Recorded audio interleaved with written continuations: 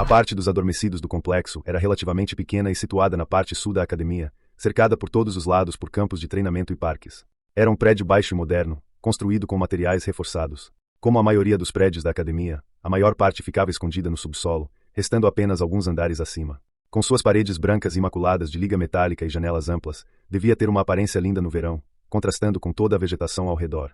Lá dentro, o prédio era espaçoso e bem iluminado. Sunny e a garota de cabelos grisalhos foram levadas a um grande salão onde cerca de 100 jovens, adormecidos, com a mesma idade infeliz que os dois, já aguardavam o início da cerimônia de posse. A maioria estava nervosa, tensa e animada. A logística da academia era uma dor de cabeça constante para os administradores, já que a taxa de infecção pelo feitiço era sempre caótica. Não havia como estruturar de forma organizada grupos de adormecidos para que passassem por qualquer tipo de educação padronizada em um cronograma compartilhado. Alguns tinham um ano inteiro para se preparar para o reino dos sonhos, outros apenas meses, outros até mesmo meros dias. É por isso que essas cerimônias de posse eram realizadas todo mês no início do ano, e depois, toda semana, quando o solstício de inverno se aproximava. Alguns dos adormecidos no salão tiveram que esperar dias para serem empossados, enquanto Sunny teve sorte e foi levado para a academia poucas horas antes do evento programado. Uma vez dentro do salão, ele entendeu duas coisas. Em primeiro lugar, todos estavam bem vestidos e portavam uma mala, uma mochila ou, pelo menos, uma mochila com seus pertences pessoais. Obviamente, vinham preparados, provavelmente de casa, enviados por suas famílias. Portanto, Sunny e a garota de cabelos grisalhos, que chegaram de mãos vazias e usando roupas simples da polícia, não eram uma norma como ele presumira, mas, na verdade, uma anomalia chamativa. Certo, isso faz sentido. Em segundo lugar, a Mestre Jet não estava sendo excessivamente humilde ao se autodenominar abaixo da média para os padrões dos despertos. Mesmo que esses jovens estivessem apenas começando sua trajetória como despertos, sua aparência era deslumbrante. Todos eram bonitos, belos e irradiavam saúde. Ele engoliu em seco. Mesmo assim, sinto que nenhuma delas se compara. Ela pode não ter o corpo perfeito, mas, sei lá, ela tem presença. É como se as sombras se aprofundassem e a temperatura caísse alguns graus quando ela está em um cômodo. Essa seria a diferença entre um adormecido e um mestre. Mas todos esses pensamentos eram apenas uma tentativa de adiar o inevitável. Sunny já sabia que estava prestes a embarcar em uma jornada alucinante.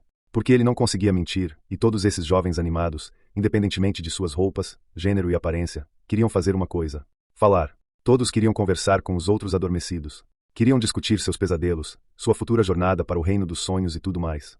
Queriam fazer perguntas. Queriam que lhes fizessem perguntas. Queriam discutir algo importante ou apenas bater papo sobre coisas bobas. Todos queriam compartilhar. É um pesadelo, gemeu Sunny, perturbado e assustado. Estou condenado. Então, com um pouco de determinação sombria, ele cerrou os dentes e expirou lentamente. Pense nisso como uma continuação do seu desafio. Você sobreviveu à Montanha Negra, então pode sobreviver a isso também. Ele já havia enfrentado heróis, vilões, monstros e até deuses. Será que ele teria medo de um bando de adolescentes? Ele pode ter subestimado o quão assustadores os adolescentes podem ser. Em meia hora, praticamente todo mundo na sala o odiava profundamente. Após uma breve série de conversas, Sunny adquiriu a reputação de um pervertido detestável e desbocado. Essa reputação se consolidou rapidamente. Ele levou alguns tapas e até um soco. Ele também descobriu algumas coisas novas sobre seu verdadeiro eu, a saber, que, no fundo, ele era aparentemente rude, arrogante e um tanto lascivo. As conversas foram mais ou menos assim. Olhem para todos esses jovens. Quantos vocês acham que retornarão do reino dos sonhos? Quantos perecerão? Quais vocês acham que são as nossas chances de sobrevivência? Não sei, mas tenho quase certeza de que um idiota pomposo como você morrerá primeiro. Ou, até recebi uma memória do tipo armadura no meu pesadelo. É uma túnica encantada. Gostaria de ver. Na verdade, eu preferiria ver você sem hobby. Ou, aí aqueles canalhas começaram a roubar os corpos. Foi nojento. Levaram até os sapatos. Que tipo de degenerado roubaria os sapatos de um morto? Uma vez matei um homem e peguei suas botas. Eram botas bonitas. O quê? Você matou alguém só por um par de botas? Claro que não. Havia outros motivos. Eu também peguei a capa dele.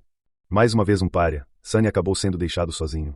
As pessoas pareciam evitá-lo. Imperturbável, ele encontrou um canto tranquilo e ficou ali, feliz por ninguém mais querer falar com ele. Seu rosto doía e havia sangue escorrendo do seu nariz.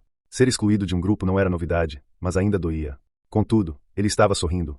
Porque no processo de colocar todo o grupo de adormecidos contra si mesmo, Sunny descobriu algo vital. Ele aprendeu a controlar seu defeito. Quando lhe faziam uma pergunta, ele não conseguia ficar quieto. Também não conseguia mentir.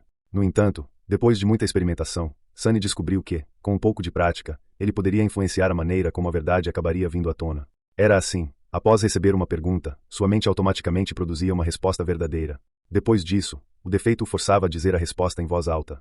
A recusa em falar resultava no acúmulo de pressão, em seguida, em dor lancinante. Quanto mais tempo ele permanecesse em silêncio, pior a dor se tornaria. Eventualmente, ele teria que se render e revelar a verdade. No entanto, nesses momentos entre receber a pergunta e se render à dor, a formulação da resposta podia ser alterada. Quanto mais se desviava do pensamento inicial, mais resistência ele encontrava, novamente na forma de pressão, depois de dor. Ainda precisava ser verdadeira, mas não tão direta. Por exemplo, se a mestre Jet o pegasse olhando novamente e perguntasse o que ele estava olhando, em vez de se envergonhar, Sunny teria conseguido suportar um pouco de dor e simplesmente dizer você. Isso ainda seria verdade, porém o resultado seria totalmente diferente. Escondido no canto, Sunny sorriu enquanto observava os adormecidos. Isso é bom. Isso é ótimo. Isso é algo com que eu posso trabalhar. Afinal, não era preciso mentir para enganar alguém. Às vezes, a verdade era o melhor material para criar mentiras. Se usada com um certo tipo de inteligência dissimulada, a verdade poderia ser tão enganosa quanto a mentira. Por exemplo, em uma de suas conversas anteriores, Sunny confessou que certa vez havia roubado botas de um homem morto. O outro sujeito ficou horrorizado e perguntou se ele realmente havia matado alguém só por um par de botas. A resposta que o defeito o forçou a dar foi que havia outros motivos e que ele também havia pegado a capa do homem. O verdadeiro motivo para matar o traficante veterano de escravos era que ele havia chicoteado Sunny algumas horas antes. Além disso, ele já estava morrendo. A capa não tinha nada a ver com o assassinato em si. No entanto, a formulação da resposta deu a impressão de que sim.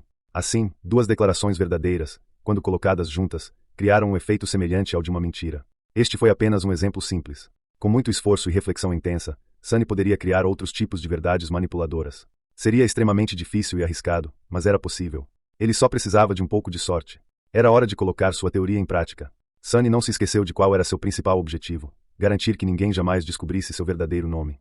Para isso, precisava criar a impressão de que era a pessoa mais patética e fraca de todo o prédio.